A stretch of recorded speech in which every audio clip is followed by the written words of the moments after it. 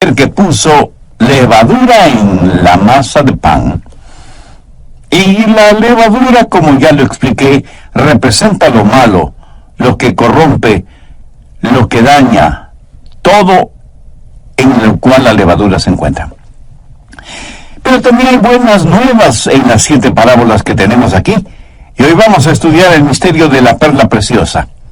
Así que veamos Mateo 13, los versos 45 y 46. Así también el reino de los cielos es semejante a un mercader que busca buenas perlas, que habiendo hallado una perla preciosa, fue y vendió todo lo que tenía, y la compró. Como se dará cuenta, esta también es una parábola cortita. No se olvide que una parábola es una historia terrenal con un significado celestial. Y estas parábolas explican misterios. ¿Por qué las llaman misterios?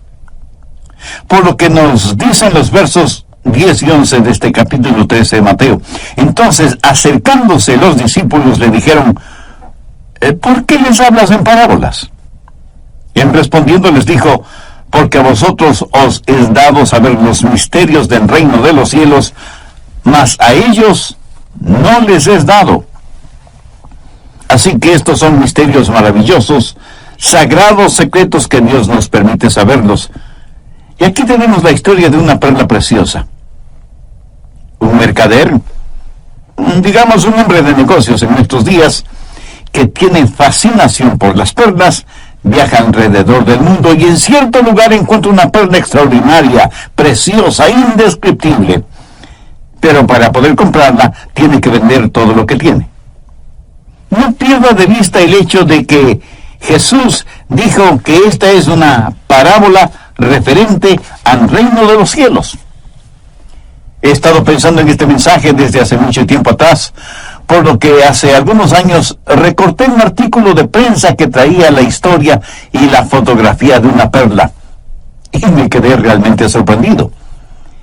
El periódico describía esa perla de la siguiente manera: grande como un balón de fútbol o soccer, con un peso de 14 libras y un valor, escúchelo, un valor de $10 millones.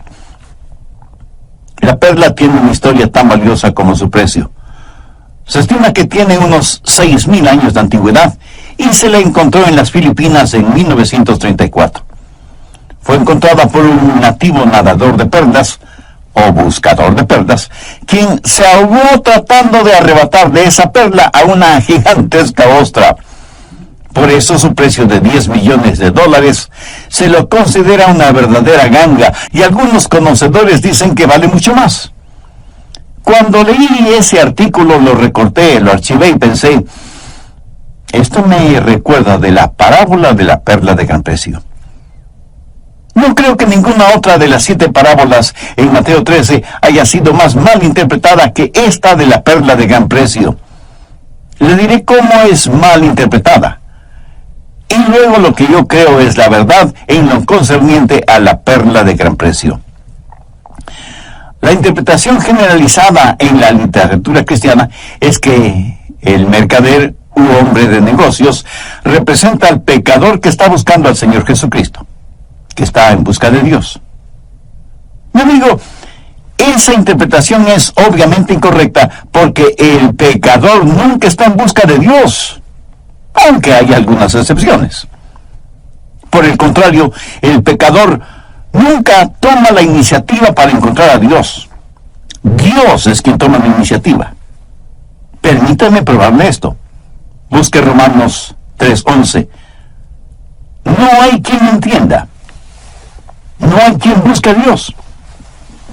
Así que el mercader u hombre de negocios de la parábola no puede representar al hombre perdido buscando a Dios. De hecho, lo opuesto es la verdad. Dios busca al hombre. Adán se escondió de Dios en el jardín del Edén. Si Dios no hubiera venido y preguntado: Adán, ¿en dónde estás?, Adán nunca hubiera salido de su escondite para acercarse a Dios. Por favor, mi amigo, entienda bien lo siguiente. Si usted busca a Dios, es porque Él le buscó primero. La interpretación generalizada de esta parábola dice que este mercader que representa al pecador en busca de Cristo y que cuando lo encuentra, él lo vende todo para poder comprar a Cristo. Esto es ridículo, por decirlo menos. El pecador siempre está en bancarrota. A los ojos de Dios no tiene nada. Entonces, ¿qué es lo que podría vender? ¿Qué es lo que podría dar? No tiene nada, y aún lo que tiene no le pertenece. Hay billones de seres humanos sobre la faz de la tierra.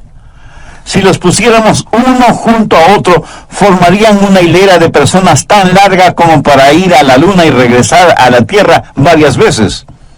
Y si la persona que es primera en la fila tuviera una copa de oro y la pasa a la siguiente persona, y cada persona pusiera en esa copa sus obras buenas, hasta que los billones de personas hayan hecho lo mismo, cuando esa copa llegue a la última persona en la fila, la copa estará prácticamente vacía. ¿Saben por qué? Porque en nuestra naturaleza adámica no hay absolutamente nada bueno. Por favor, busque Romanos 3:12. Habla de los pecadores y dice, todos se desviaron, aún se hicieron inútiles. No hay quien haga lo bueno, no hay ni siquiera uno. Estas palabras dichas por el apóstol Pablo son cita exacta de lo que el salmista dijo en el Antiguo Testamento. Pero más fuertes y contundentes son las palabras del profeta Isaías, quien dijo, si bien todos nosotros somos como suciedad y todas nuestras justicias como trapos de inmundicia, y caímos todos nosotros como la hoja, y nuestras maldades nos llevaron como el viento. Aunque el solo pensamiento es irreverente y hasta blasfemo, ¿con qué un pecador perdido podría comprar a Cristo? Al respecto debemos considerar tres cosas muy importantes. Primero, por naturaleza, nosotros no buscamos a Cristo. Segundo, aunque lo buscáramos, no tenemos nada para comprarle. Tercero, y esto es lo primordial, así que escúcheme muy cuidadosamente, Jesucristo nunca estuvo, ni está, ni estará a la venta. Es anatema, es locura espiritual, es degeneración mental el decir que usted podría comprar a Jesús. La salvación no es algo que usted la gana o la puede comprar. Mire lo que dice Tito en el capítulo 3 de su epístola. Pero cuando se manifestó la bondad de Dios nuestro Salvador y su amor para con los hombres, nos salvó, no por obras de justicia que nosotros hubiéramos hecho, sino por su misericordia, por el lavamiento de la regeneración y por la renovación en el Espíritu Santo. Y Pablo en Romanos 6:23 dice, porque la paga del pecado es muerte, mas la dádiva de Dios es vida eterna en Cristo Jesús, Señor nuestro. En vista de todo lo dicho, permítame preguntarle, ¿sabe ya cuál es la perla de gran precio? No es el Señor Jesucristo. Tristemente, esa es la interpretación generalizada de esta parábola, y es una interpretación incorrecta. Y es una interpretación incorrecta porque no tiene ningún respaldo bíblico. Y cuando no estudiamos profundamente la palabra de Dios, terminamos dando interpretaciones muy personales y antojadizas. ¿Sabe cuál es la perla de gran precio? Es la iglesia. Y el mercader es el Señor Jesucristo, que compró esta gran perla, la iglesia, con todo lo que tuvo, su propia preciosa sangre y su propio cuerpo. En la parábola anterior a esta, hablamos del tesoro escondido. ¿Lo recuerda? Refresquemos la memoria. Vamos a Mateo 13:44. Además, el reino de los cielos es semejante a un tesoro escondido en el campo, el cual un hombre halla y lo esconde de nuevo, y gozoso por ello va y vende todo lo que tiene y compra aquel campo. No se olvide que la iglesia jamás es identificada como tesoro peculiar. Este tesoro especial es Israel, el pueblo de Dios. Pero Israel no es identificado ni llamado como perla de gran precio. La perla de gran precio representa a la iglesia comprada con la sangre del Señor Jesucristo. Y quiero que veamos tres cosas relacionadas con esta perla y el extraño misterio de esta perla preciosa. ¿Cómo esta perla fue comprada? Una vez que usted entienda esto, estoy seguro que agradecerá a Dios por la maravillosa salvación que tenemos en el Señor Jesucristo. ¿Cómo esta perla fue formada? La formación de una perla es un extraordinario cuadro de la iglesia. En preparación de este mensaje hice alguna investigación y estudié acerca de las perlas. Y descubrí que las mejores perlas proceden del Golfo Pérsico. Están como a 30 metros de profundidad en el agua y se encuentran dentro de ostras conocidas como semilleros de perlas. La perla se forma dentro de la ostra y se forma cuando alguna impureza, algún granito de arena, alguna casi invisible basurita penetra dentro de la ostra, incrustándose en su delicado organismo. Y la ostra, tratando de erradicar esa molestia de su cuerpo, comienza a producir una sustancia llamada nácar para cubrir ese grano de arena o esa basurita que le molesta. Y lo cubre con muchas capas, hasta que ese algo feo y molestoso es cubierto totalmente por ese material hermoso, el nácar, formándose así lo que conocemos como perla. Y mientras más pasa el tiempo, más grande se vuelve la perla dentro de la ostra. También descubrí que una perla no es como las demás gemas. Está formada por algo vivo y no puede ser dividida, cortada o esmerilada. Los diamantes, las esmeraldas, los rubíes y otras piedras preciosas pueden ser cortadas, divididas, pulidas, y estos procesos aumentan su valor comercial. Pero si alguien trata de dividir o cortar una perla, lo único que hará será destruirla. Ahora quiero que vea cómo la perla representa a la iglesia. En primer lugar, experimenta un proceso que yo lo llamo de la culpa a la gloria.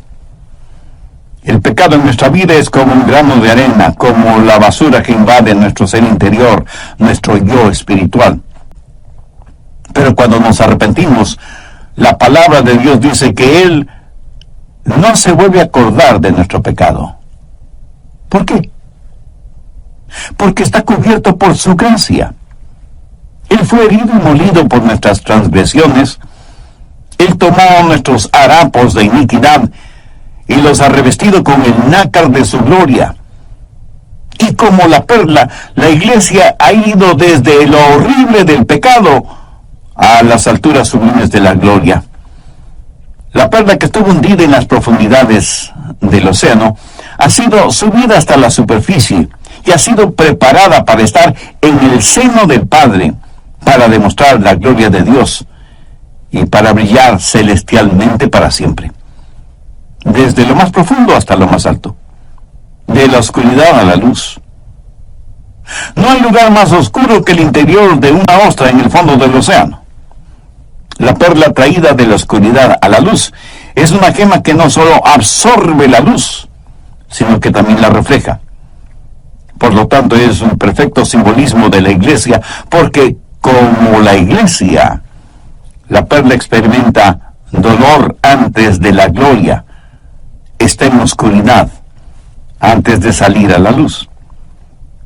El crecimiento de la perla es lento, paulatino, gradual, invisible e indivisible y sin fisuras. Una perla perfecta no puede ser dividida ni esculpida. La iglesia del Señor es una sola y sin mancha ni arruga. La perla de gran precio representa la iglesia. En segundo lugar, veamos cómo fue comprada. Volvamos a los versos 45 y 46 de Mateo 13.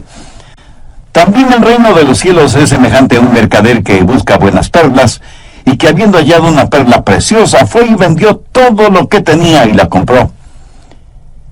Qué incomprensiblemente maravilloso es que Jesús le haya buscado a usted, me haya buscado a mí. Aún más incomprensible, pero no menos cierto, es el hecho de que Él nos ame y de que quiere estar con nosotros. Mi amiga, mi amigo, usted es absolutamente precioso a los ojos de Dios. Usted es increíblemente hermoso para Él. Usted estuvo en el corazón de Dios aún antes de la fundación del mundo. Yo no puedo explicar esto con palabras, pero lo creo firmemente y con todo mi corazón. Él es el Salvador que busca. En Lucas 19:10 leemos, porque el Hijo del Hombre vino a buscar y a salvar lo que se había perdido. Jesús es el mercader de la parábola. Jesús es quien busca la perla preciosa. ¿Cómo la busca? Por medio de su Santo Espíritu. Permítanme compartir con usted algo muy personal. Antes de venir a grabar este programa, me arrodillé y oré porque yo dependo de la ayuda del Espíritu Santo. Y mi oración fue para que el Santo Espíritu de Dios hable a su corazón y le haga ver la condición suya como pecador. Y que si usted oye la voz y siente la presencia del Espíritu Santo en su corazón, no se vuelva sordo espiritualmente y tenga un corazón sensible a la voz de Dios. Dios habla por medio de sufrimientos, enfermedades o circunstancias. ¿Ha estado usted enfermo? ¿Ha experimentado dolores no solo físicos, sino también espirituales y emocionales? A lo mejor el doctor le ha dado malas noticias sobre su salud. Pues pudiera ser que Dios le está hablando o esté tratando de hablarle. A veces uno tiene que estar de espaldas, enfermo en una cama, para mirar hacia arriba, aún sin quererlo.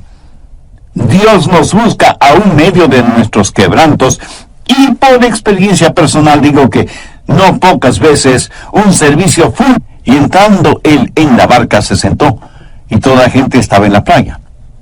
Y les habló muchas cosas por parábolas, diciendo, he aquí el sembrador salió a sembrar, y mientras sembraba parte de la semilla cayó junto al camino, y vinieron las aves del cielo y la comieron. Parte cayó en los pedregales, donde no había mucha tierra, y brotó pronto porque no tenía profundidad de tierra, pero salido el sol se quemó, y porque no tenía raíz se secó. Y parte cayó entre espinos, y los espinos crecieron y la ahogaron. Pero parte cayó en buena tierra y dio fruto, cual a 100, cual a 60 y cual a 30%. El que tiene oídos para oír, oiga. En el programa anterior vimos varias cosas específicas. Primero, que nosotros por naturaleza no buscamos a Dios. Es Dios quien nos busca siempre. Segundo, que aunque lo buscáramos, pensamos que con nuestras obras buenas o con nuestro dinero, si es que lo tenemos, podemos comprar la salvación que Él ofrece. Tercero, y esto es primordial, parece que nos hemos olvidado que Jesucristo nunca estuvo, ni está, ni estará de venta. Esta manera de pensar es anatema, es locura espiritual y degeneración mental, y es blasfemia el solo pensar que Cristo o la salvación tienen un precio.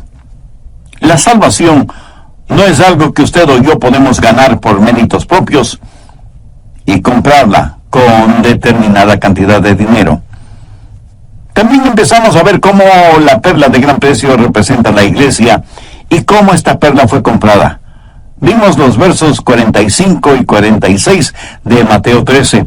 También el reino de los cielos es semejante a un mercader que busca buenas perlas, y que habiendo hallado una perla preciosa fue y vendió todo lo que tenía y la compró. Qué incomprensiblemente maravilloso es que Jesús le haya buscado a usted, me haya buscado a mí. Aún más incomprensible, pero no menos cierto, es el hecho de que Él nos ame, de que quiere estar con nosotros. Mi amiga, mi amigo, usted es absolutamente precioso a los ojos de Dios. Usted es increíblemente hermoso para Él. Usted estuvo en el corazón de Dios aún antes de la fundación del mundo. Yo no puedo explicar esto con palabras, pero lo creo firmemente y con todo mi corazón. Bien, si usted ya está listo, yo también. Prosigamos con el material para hoy. Es el Salvador que nos busca. En Lucas 19:10 leemos, porque el Hijo del Hombre vino a buscar y a salvar lo que se había perdido. Jesús es el mercader de la parábola. Jesús es quien busca la perla preciosa. ¿Cómo la busca? De algo tan insignificante y sin atractivo como es un grano de arena, Dios hizo una perla preciosa. Ante Dios, nada hay más valioso que nuestra alma. ¿Qué es lo que dijo el Señor Jesucristo al respecto? Anote Mateo 16:26. Porque ¿qué aprovechará al hombre si ganare todo el mundo y perdiere su alma? ¿O qué recompensa dará el hombre por su alma? Dios no nos ama porque somos valiosos.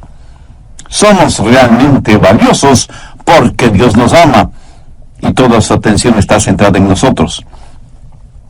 En tercer lugar, el verdadero significado de la perla. La Biblia dice que el mercader vendió todo lo que tenía para comprar.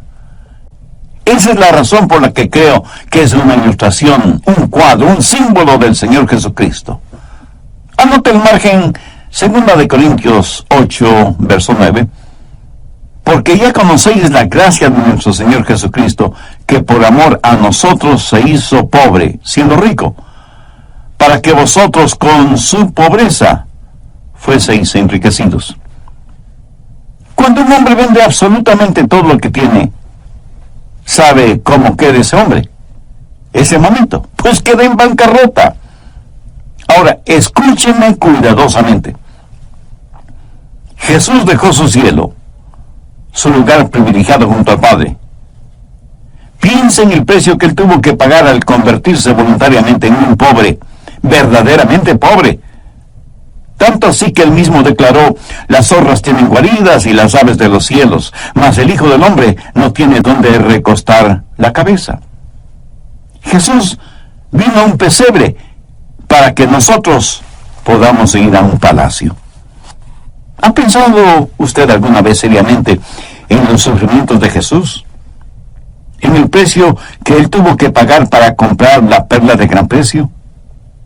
¿Ha pensado alguna vez detenidamente en el sufrimiento anticipado de Jesús? ¿Sabe usted lo que es un dolor, un sufrimiento anticipado? Permítame ilustrar esto con un recuerdo de mis años juveniles. Cuando mi hermano y yo nos peleábamos, mi mamá invariablemente nos decía, no saben lo que les espera cuando su papá regrese. Por supuesto que lo sabíamos. Y mi hermano y yo vivíamos con la anticipación de la llegada de papá.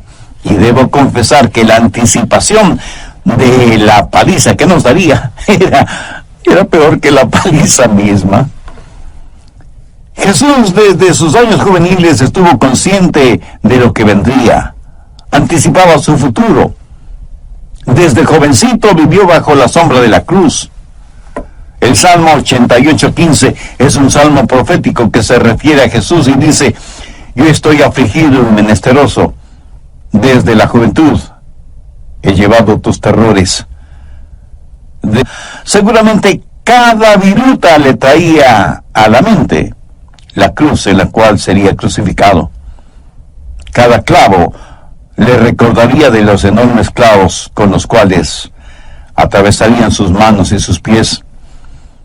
Y cuando iba al templo, al mirar cada sacrificio realizado en el templo, se vería él mismo como el cordero inmolado por los pecados de todo el mundo. Y cuando los demás admiraban la belleza de las rosas, Jesús veía las espinas, porque los hombres confeccionarían una corona de espinas para, entre burlas y escarnio, incrustarlas sobre su divina cabeza. Sabe, yo pienso frecuentemente en lo que Jesús sufrió emocional, física y espiritualmente en el jardín de Getsemaní. Este segmento de la vida de nuestro Salvador me conmueve profundamente, porque fue en ese lugar en donde Él bebió de la amarga copa y en donde desde lo más profundo de su ser dijo, Abba, Padre, todas las cosas son posibles para ti. Aparta de mí esta copa, mas no lo que yo quiero, sino lo que tú. ¿Puedes sentir en estas palabras la agonía de Cristo en Getsemaní? Antes de ser apresado, maltratado, vilipendiado y finalmente crucificado en la cruz. Jesús sabía que iba a ser cubierto por todos los pecados del mundo. Jesús sabía que la ira del Dios Todopoderoso, el fuego de la ira de Dios, se haría una realidad en su propio cuerpo. Por eso les pidió a sus discípulos que velaran y oraran, pero ellos se durmieron. Mire lo que dice Marcos 14, los versos 37 y 38. Luego vino y los halló durmiendo, y dijo a Pedro: Simón, ¿duermes? ¿No has podido velar una hora?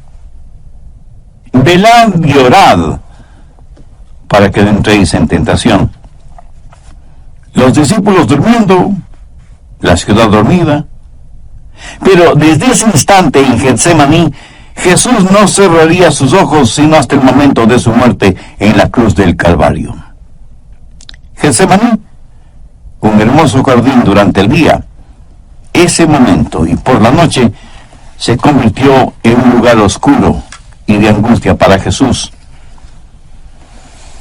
Pienso en el precio que Jesús pagó cuando estuvo frente a Pilato y le siguieron un juicio falso, y por insólito que parezca, perdió una elección populachera dirigida por los líderes religiosos, y el pueblo escogió dejar en libertad a un consumado criminal, Barrabás.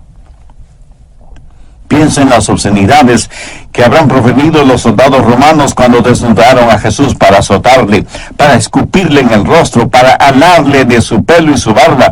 Pienso en cómo se burlaron de Jesús al ponerle una capa romana sobre su espalda, darle un palo por cetro y coronarle con una corona de espinas. ¿Por qué toda esta crueldad con un hombre que no solo les había enseñado cosas extraordinarias, sino que había hecho cosas maravillosas? Porque Jesús estaba comprando la perla de gran precio. El divino mercader estaba dando todo lo que tenía para adquirir esa preciosa perla. Por eso soportó el flagelo, los insultos, la ingratitud de la gente y finalmente la cruz. Y el momento que ellos levantaron esa cruz con Cristo clavado en ella, los cielos se oscurecieron, el sol dejó de brillar. Dios el Padre le dio la espalda a su unigénito y santo Hijo, mientras en todo el universo resonaban las palabras de Cristo desde la cruz: Eloí, Eloí, lama sabactani, que traducido es: Dios mío, ¿por qué me has desamparado? Y el Padre no contestó. El cosmos fue invadido por el silencio de Dios. ¿Por qué? Porque Dios es un Dios santo y no puede mirar el pecado. Y Jesús, el Hijo de Dios, colgado en la cruz entre el cielo y la tierra, ese instante estuvo totalmente cubierto con los pecados de todo el mundo, incluyendo, mi amigo, sus pecados y mis pecados. El pecado de los seres humanos durante todos los tiempos. Solo los condenados en el infierno saben de la angustia, el sufrimiento que hubo en el corazón de Dios al ver morir a su Hijo por los pecadores. Jesús pudo haber llamado a legiones de ángeles para que lo defiendan, pero no lo hizo. Murió solo en el Calvario, abandonado por su propio Padre. ¿Qué es lo que nos dice todo esto a nosotros, hombres y mujeres de este siglo, según dicen, siglo iluminado y civilizado? Nos dice sencillamente, nos dice francamente, que no podemos comprar a Cristo. Aunque muchos individuos y religiones tratan de hacerlo, Él nos busca a nosotros. Él llevó nuestros pecados y los cubrió con su sangre y con la gloria de su gracia. Él hizo algo hermoso con nosotros, aunque nosotros le clavamos en la cruz. Él ha hecho de nosotros, su iglesia, la perla de gran precio. Me pregunto si entre quienes me escuchan este mismo momento hay personas que quisieran ser salvas y entregar su corazón y su vida al Señor Jesucristo. Hay 4 razones básicas que necesita saber. Primera razón, Dios le ama y quiere salvarle. La Biblia dice que Jesús vino a buscar y a salvar lo que se había perdido. ¿Lo entiende? Él está buscando a usted, mi amigo, mi amiga. Porque usted sin Cristo está total y eternamente perdido. Segunda razón, usted es una persona pecadora. Usted es un pecador de nacimiento. Nació con una naturaleza pecaminosa y es pecador por decisión propia. Peca porque quiere pecar. Nadie le obliga a pecar. Ni el mismo Satanás le puede obligar a pecar. Oh, sí, le presentará la tentación y las oportunidades, pero en última instancia es usted quien voluntariamente peca. Escuche bien lo que voy a decir. No porque yo sea súper santo o cosa por el estilo, sino para enfatizar lo que estoy diciendo. ¿Sabía que yo puedo pecar todo lo que quiero? Ni Dios ni el diablo me pueden impedir. Pero el asunto es que yo no quiero pecar. Pero cuando peco, hago mía la promesa que encontramos en 1 de Juan 2, los versos 1 y 2. Y si alguno hubiere pecado, abogado tenemos para con el Padre a Jesucristo el justo. Y Él es la propiciación por nuestros pecados. Y no solamente por nuestros pecados, sino también por los de todo el mundo. Así que todos nosotros somos pecadores bajo condenación, porque nuestros pecados merecen ser castigados. Pero gracias sean dadas a Dios, porque aunque la paga del pecado es muerte, la dádiva de Dios es vida eterna en Cristo Jesús, Señor nuestro. Tercera razón, no hay manera de que usted pueda deshacer su pecado. El apóstol Pablo muy clara y contundentemente aseguró que el resultado de nuestro pecado es, ¿qué cosa? La muerte. Y la única manera de evitar la muerte espiritual, o sea, la separación eterna de la comunión con Dios, es si Cristo es nuestro Salvador y el Señor de nuestras vidas. Dios hace esta única provisión porque nos ama, a pesar de que seamos pecadores. Por eso Pablo dijo, mas Dios muestra su amor para con nosotros, en que siendo aún pecadores, Cristo murió por nosotros. Nadie, absolutamente nadie, sin que importe los millones o millones que tenga, puede comprar la salvación. Porque por gracia sois salvos por medio de la fe, y esto no de vosotros, pues es don de Dios, no por obras, para que nadie se gloríe. Cuarta razón, Jesucristo es la respuesta de Dios para su pecado. Jesús, al derramar su preciosa sangre, pagó la deuda por su pecado. La enseñanza bíblica es que si cualquier persona, hombre o mujer, niño o niña, adulto o anciano, sin que importe el color de su piel o el idioma que hable o su nivel educativo o profesional, si esa persona deposita su fe en el Señor Jesucristo y le recibe como Salvador, Él perdonará sus pecados, le limpiará internamente, le dará una nueva naturaleza espiritual y un día le llevará al cielo a vivir con Él. ¿No le gustaría a usted ser salvo y tener la absoluta certeza de su salvación? Si es así, permítame guiarle en una sencilla oración, pero dígala con profunda fe, con sinceridad, con convicción. No trate de decir una oración bonita. Dios está más interesado en las intenciones de su corazón que en su habilidad gramatical.